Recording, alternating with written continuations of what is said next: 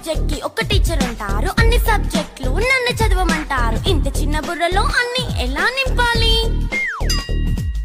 Class work, home work, fair notes అంటారు. Subject కి 3 books పెట్టి బ్యాగ్ నింపుతారు. ఇన్ఫాక్ట్ నా బరువు కన్నా నా బ్యాగ్ బరువే ఎక్కువ.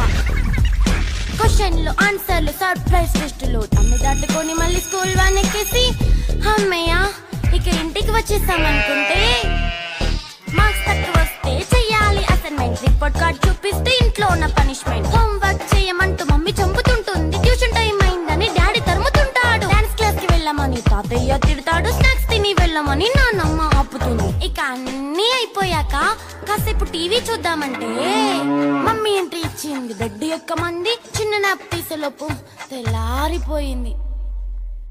అయ్యో మళ్ళీ మొదలు